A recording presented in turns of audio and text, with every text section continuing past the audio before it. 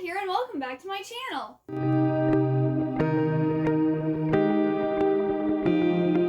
Today I am going to be doing my March book haul. So these are going to be all the books that I acquired since my last video in February till today. I think it's April 11th. I have two decent piles. One pile is a manga, one pile is other novels, and they're pretty much about the same height, so I have equal proportions here of what's coming into my library. Let's get into this book haul. So starting off, I got volume 20, which is the final volume of Haganai, I Don't Have Many Friends. And if you've been watching my channel, you know that I've been collecting this series the past few months and trying to acquire all of them before the last manga came out.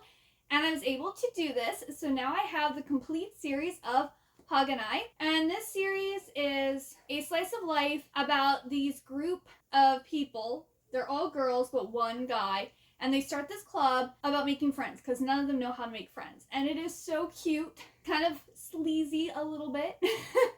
You know, there's some fan service and stuff, but I haven't read any of the manga yet. I'm hoping to start reading it all soon since I have it all, but the anime, both seasons 1 and 2, are just one of my favorite series ever, and I can't wait to finally read the manga. Then I went and got Skip Beat, volumes 40, 41, 42, and then I got volume 43.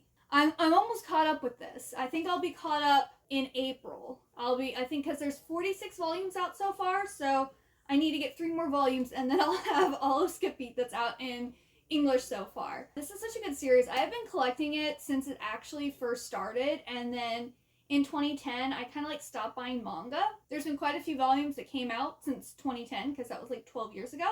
I am finally almost caught up from where I'd stopped purchasing manga. But this is one of my favorite manga series ever.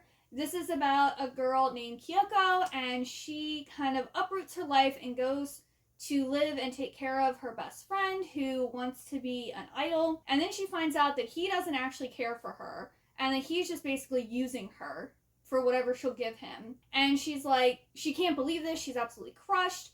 And so she decides to become an actress herself and to be better than him and to prove that, she's important and I guess that she deserved his affection. But she ends up catching the eye of somebody else, and they start this relationship. And so most of the book is the relationship between her and I believe he's older, so I think this is an age gap romance. I don't think he's a lot older, but I would say within the 10-year realm. So I'm pretty sure this is an age gap romance if I remember correctly. Because it has been so long, I do want to start reading this from the beginning again. So yeah, that's something I want to do sometime this year. Then I got volumes 2, 3, 4, 5, 6, and 7 of Idle Dreams by Arina Tanimura. I'm super excited. I think I now own every Arina Tanimura manga that has been released in English. I'm pretty sure. She's my favorite. I believe this is the last series I had of hers to collect. I've got them all now. The only sad part is, last time I checked, this manga is on hiatus, so I don't know if it's actually going to be finished or when Arina Tanimura is going to start making more volumes. So I'm not actually going to be reading this until it's complete, because I've been burned by Tokyo Pop and CMX in the past, which is one reason in 2010 I stopped purchasing manga, is because I was just so upset that there were so many series I had that I had started and I really liked, and those companies closed during the recession, and I will never be able to finish those. So though I want to own all of her works and support her, I'm not going to read the series until it's actually done. That's actually kind of my new thing. I don't actually want to read a manga series until it's completed because it just makes me so mad when I really love something and I can't actually finish reading it. I know there's probably places online that I could read fan translated versions or something, but I want to support the artist. So I'm not reading that series anytime soon. They're just going to look pretty on my shelf for now. And then I started a new manga series. Well, one of the new manga series.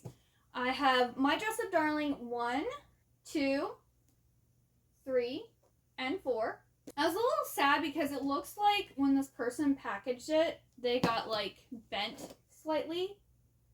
But this series is kind of hard to find, so I'm like, you know, I don't want to take the time to find them again, and it's for my personal collection, so if they're slightly damaged, it's not that big of a deal. But this series is about this girl named Marin. Marin meets this guy named Okana who really likes to make, I believe, like doll dresses and stuff, and she convinces him to help her with her cosplay outfits, and then they like form a relationship. And that just sounds so cute. I love anything like with otaku culture, and Shy Guy and Cosplay Girl, perfect otaku. Like, I can't wait. This is another series. It's not complete yet. It's still being released in Japan and over here in America. This will also sit on my shelf for a little bit. But Volume 5 comes out May 10th, so I will be trying to buy all the volumes as they come out, because even though this series, when did this series originally come out? This came out in April of 2020, and like volume, was it 1 and 3 are kind of hard to find already. It's been like 2 years. And then there's another manga con that I really, really love, which is Kawariyuki. And I didn't know it, but she released a like Beauty and the Beast retelling. I got volumes 1 and 2 of Beauty and the Beast of Paradise Lost. Here's volume 1, and here's volume 2. And there's 4 volumes out already. I'm hoping to get the next 2 later this month. That way I'll be up to date with this series. I'm going to read the back because I know it's a Beauty and the Beast retelling, but that's like all I know. It says, "Are you beautiful? Young and rambunctious Belle insists on going out to play in the Forbidden Woods. But her adventurous streak abruptly ends when her mother is spirited away by a beast known to kidnap beautiful women. Twisted by the loss of his wife, Belle's father keeps his daughter and her unusual violet hair locked away in an effort to protect her from prying eyes. Years later, news of the beast's reappearance coaxes Belle back to the woods where it all began. But her desperate search for the truth may be more perilous than she could have ever imagined." From the creator of Angel Sanctuary and Alice in Murderland. So I have almost all of Kawariyuki's works that have been released in English. I need the 2 more volumes of this series that have been released. And then I need to get volumes 2 through 11 of Alice in Murderland, and then I will have all of her works. And she just does like beautiful gothic, a lot of like gothic Lolita style like artwork, and it's very dark but very gorgeous too, and she has a lot of like Victorian era themed stuff too. I never hear anyone talking about Kawariyuki, and I guess she's highly underrated, but I love her. Here's like, that's dark, but it's also really cool looking too. It doesn't look like this one's very gothic lowly, but some of her other ones are. I'm so happy I finally have these, and I actually found out that it existed. And then the last manga I have is an oldie, but a goodie, Inyasha. So this is volume 8 of Inyasha Viz Big Editions. So this has volumes 22, 23, and 24 in it. And this is with my favorite character, Koga. Who else is a Koga fan? I love that like arc in Inyasha is my favorite. I absolutely adored Koga. I had like pictures of him all over my bedroom. Well, not all over, but he had like a section because I had a lot of anime like posters and guys and stuff on my walls, but he had his own little section. Kira Yamato from Gundam Seed also had like quite a few pictures up. Yeah, I had started getting the individual mangas of Inyasha. I think I got like the first 5, and then I was just like, well, I'll just watch the anime instead of buying the manga. And then I started getting the Viz Big Edition ones, and I believe there's 18 of the Viz Big Editions where there's like, I think 50 some individual editions. So I'm hoping to buy one of the Viz Big Editions every month until I have all 18. So I only need like 10 more of these to have all of Inyasha. I really want them to do this for ROM and a half too, because I started collecting ROM and a half, but now it's kind of hard to find those volumes, so. And they're doing it with like Mason Daikoku, and then they also did Mermaid Saga. So I'm hoping they'll get to ROM and a half too. If you know what Inyasha is about, this was a staple on, what was it, Adult Swim on the Cartoon Network channel. It's about this girl named Kagome who, I believe her grandfather is like in charge of a shrine, and she ends up falling down this well and is transported to Japan, like way back yonder. She meets Inyasha, who is half human, half dog demon, and he was in love with this girl who looked exactly like her, and she betrayed him, and so now he hates her, but at the same time, he has like this necklace thing that makes it so he has to obey Kagome. So I think she's like the reincarnation of the girl that he was in love with. And she also has priestess powers too. And so there's this jewel shard that like Inyasha was after that like makes demons more powerful, and it like gets broken and the shards go everywhere and get like put into other demons and different stuff. Kagome and Inyasha end up teaming up along with some other people. They have like their, party, and they're going around trying to collect all of these shards that have been embedded to different demons and made them more powerful. And there's also this very like sexual tension between Kagome and Inyasha, and it's very like a will they, won't they, like ever get together type of thing. So yeah, it's great. It's a classic. I highly suggest Inyasha. It's also kind of like shonen and shoujo, like the perfect blend mixed together. Alright, so that was all the manga. So let me talk about my other books, or I should say my novels. So the first one I have here is The Girl He Used to Know by Tracy Garvis Graves. I went and I saw this at Weiss, and I was like, oh, this looks really interesting. I think I had seen it on Goodreads, and it sounded really good. It says, an addictive, hopelessly romantic novel about the power of fate and unconditional love. So that sounded really good, and it also isn't that big of a book. It's less than 300 pages. Then in March 21st was my birthday, and my parents gave me a gift card to Barnes & Noble, and then my Aunt Mary Lynn gave me some money. So I went shopping for my birthday, and I got some stuff. So I went and got Keeper of the Lost Cities, Book 1 by Shannon Messenger. And this is the first of a middle grade series about this 12-year-old girl named Sophie who is a telepath, and then she one day is taken to this other world, I believe, by this guy named Fitz, and finds out that she's part elf, or she is an elf. And I've heard everyone rant and rave about this series. I kind of really wanted to get the box set, but I didn't want to like go all in if I don't like it. A lot of people have hyped it up and talked about how much they liked it, but they also did that about Nevermore, and though I enjoyed Nevermore, I don't love Nevermore. So I have the first 3 books, and I'm going to read them, and I'm going to read the whole series. But I'm just not in love with that series. I didn't think it's as amazing as a lot of other people said it was, but I really like elves. So elves and fairies. So I'm hoping I really like this. Then this has been in my Amazon save for later cart for probably 2 years now. I've been oh, I need to get that. I need to get this. Because this is the companion novel to the Match series. So this is The Last Voyage of Poe Blythe. Yeah, I love the Match series. That was so good. That's one of my favorite dystopian book series that I have read. And I was I need to get the companion novel. So this one is, who do you become when you have nothing left to lose? There is something Poe Blythe, the new captain of the Outpost's last mining ship, wants more than the gold they tear from the Serpentine River. Revenge. Poe has vowed to annihilate the river raiders who murdered the love of her life, robbing her of everything. But as she navigates the treacherous waters of the Serpentine, she must also reckon with who she has become, who she wants to be, and the ways love can change and shape you, even and especially when you think all is lost. An intricately crafted and emotionally gripping story of one young woman's journey to move beyond the grief and anger that control her and find the inner strength to chart her own course. I don't think you have to read the Match series to read this, but there's probably not as much world building in this as, the Match series. But I am excited to eventually read this. Then I also picked up The Curse Workers by Holly Black. So this is a 3-in-1. This is the complete trilogy, and it has White Cat, Red Glove, and Black Heart in it. And I love Holly Black. I don't think I'd ever heard of this series before. I saw that she came out with a bound up copy of it, and it's I want it. This is about Castle Sharp, who comes from a family of curse workers, and they are people who have power to change emotions, memories, and luck with the slightest touch of their hands. And since curse work is illegal, they're also all criminals, but not Castle. He doesn't have magic, so he's an outsider. The straight kid in a crooked family, except for the small detail that he killed his best friend Lila 3 years ago. That sounds really interesting. I don't know when I'm gonna read this. I gotta support my girl Holly Black. So there we go. And then the last book I got with the money that I was given was Cinder and Glass by Melissa De La Cruz. And this is a Cinderella retelling. And I probably would have gotten this on the Kindle, but this is a gorgeous cover. I also have a lot of other a lot of her books already in physical copies, so I'm yeah, I'll just keep it going. So in this one, her name isn't Cinderella, it's Cendrillon de Louvois, and she was posed to be the most eligible maiden in all of France.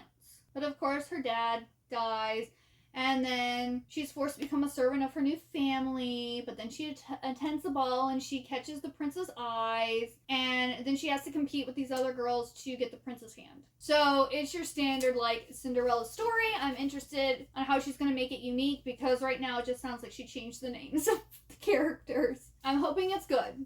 If not, it will look pretty on my shelf. And then, Julie Kagawa is another one of my favorite authors, and I won Legion. This is the 4th book of, I believe, the Talon series, and this is like a series based around dragons. And I won like the paperback copy, and all of my other copies are all in hardback. So I have 1 through 3 and 5 that are hardback, and 4 was in paperback. And I'm like, this doesn't look good on my shelf. So I went and got this one in hardback, and it was like really cheap. I think it was like $5 or something off of Amazon. I was just like, I'm gonna do it. I'll get rid of the paperback and have all my hardbacks. So I haven't read any of the series yet. I'm really sad because I really love Julie Kagawa. Like, I love the Iron Face series is one of my favorite, and then the Immortal Rules, I believe, is her vampire series, which was really good. But I haven't read this series, and I haven't read her Shadow the Fox series. I have all of her series that I know of to date, but I haven't read 2 of them. So I really need to get on reading her series. Maybe I can start one of them this year. I don't know. I'll see. But I need to catch up. She's my girl. And then I got my April Book of the Month books already. So my pick for April was Kakigi, don't know if I'm saying that right or not, by Vaishnavi Patel. I don't think I said that right either, but I tried. So yes, this was the book that I picked. It's a pretty decent sized book. I think it's like almost 500 pages. So this is about Kakigi. She is the only daughter of the kingdom of Kakaya. She is raised on the tales of gods, how they churn the vast ocean to obtain the nectar of immortality, how they vanquish evil and ensure the land of Borat prospers, and how they offer powerful boons to the worthy. Yet she watches as her father unceremoniously banishes her mother, listens as her own worth is reduced to the marriage alliance she can secure, and when she calls upon the gods for help, they never seem to hear. Desperate for independence, she turns to the text she once read with her mother and discovers a magic that is hers alone. With it, Kakigi transforms herself from an overlooked princess into a warrior, diplomat, and most favored queen. But as the evil from her childhood stories threatens the cosmic order, the path she has forged clashes with the destiny the gods have chosen for her family, and Kakigi must decide if resistance is worth the destruction it will wreak, and what legacy she intends to leave behind. So this just sounds really like exciting and intense, and like we're gonna have a girl boss here. So I'm excited for this. I'm hoping it's good. I know a lot of people are excited for this book, so hopefully that bodes well. And then I was hearing so many good things about A River Enchanted by Rebecca Ross that I added this on. I also got a free book from Book of the Month. So this is actually my free book because of my birthday. I don't know if you have to be like a VIP member to get a free book on your birthday, or if you just have to be a member. I think it's if you're a VIP member. So once you've been with Book of the Month for 12 months, and you've actually purchased 12 books from them, you become a VIP member, and then you get extra perks. And I think one of that is a free book on your in your birthday month.